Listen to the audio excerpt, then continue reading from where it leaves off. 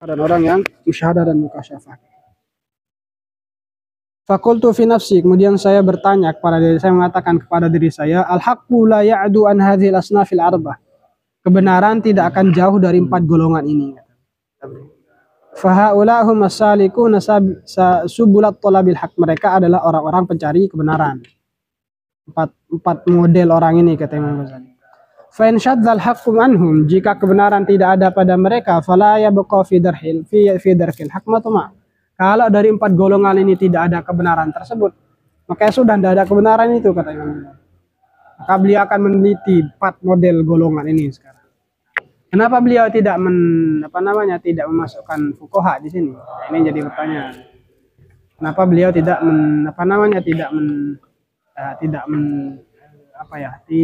memasukkan fuqaha? Kalau menurut analisis saya, karena di fikih itu ada 2 model. Khilafnya itu tidak saling menyalahkan. Hanya mereka dalam orang-orang ahli fuqaha itu mempunyai kaidah ya. Ra'yi sawabun wa yahtamilul khata'. Wa ra'yu ghairi khata'un wa yahtamilus shawab.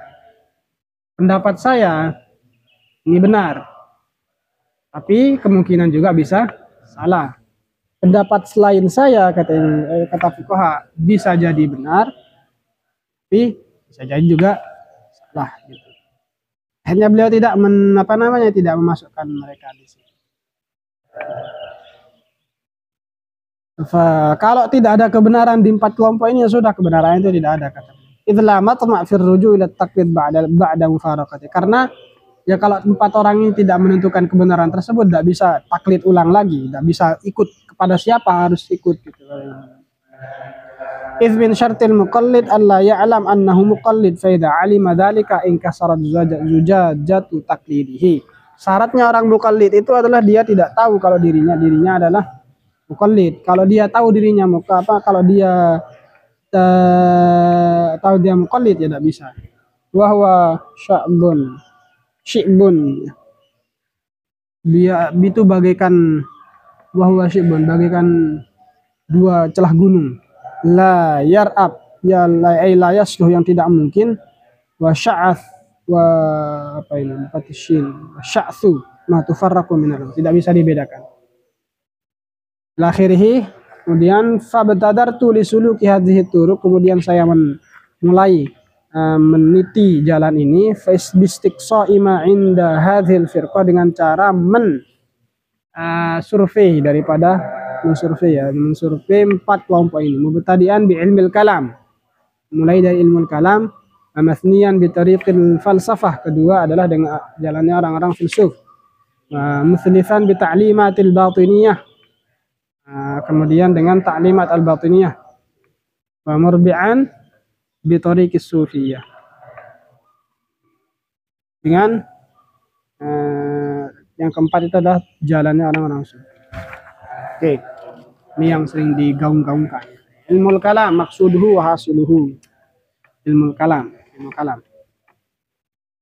Tsumma inni ibtada'tu bi ilmil kalam, kemudian saya mulai dengan ilmu kalam, kata beliau. Fa hassaltuhu wa aqaltuhu, kemudian saya mempelajarinya. Wa tala'tu kutubal muhaqqiqin minhum, saya mempelajari kitab-kitab muhaqqiq, orang-orang yang tahqiq, orang-orang yang betul-betul mumpuni dalam bidang itu. Wa sannaftu fihi ma aradtu an asnaf, kemudian saya menulis atau mentasnif atau mengarang sesuatu yang ingin saya tulis gitu. Fasadaftu, nah ini ya, ini yang salah dipahami. Fasadaftuhu ilman wafiyan bimaksudihi ghairu wafiyan bimaksudi. Ini yang digaris bawahi oleh orang-orang kalau Imam Ghazali itu mengatakan ilmu kalam itu mengharamkan ilmu kalam gitu.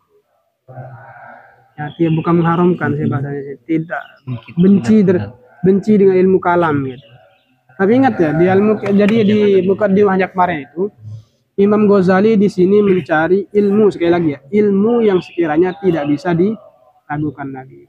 Artinya tidak bisa diragukan lagi itu tidak bisa diperdebatkan gitu. Kalau ilmu kalam masih diperdebatkan, itu masih kemungkinan untuk dia salah, walaupun sebenarnya ilmu kalam itu tidak salah gitu. Ini beliau mengatakan fasadaftu ilman wafiyan bimaksudihi. Saya menemukan ilmu kalam ini adalah ilmu yang wafiyan bimaksudihi. Ilmu yang apa ya? Ilmu yang apa? Mencakup, bukan mencakup. Ilmu yang wafiyan dimaksudihi, memenuhi tujuannya, memenuhi tujuan daripada ilmu kalam, tapi ghairu wafin dimaksudi gitu loh. Tapi tidak memenuhi daripada tujuan saya.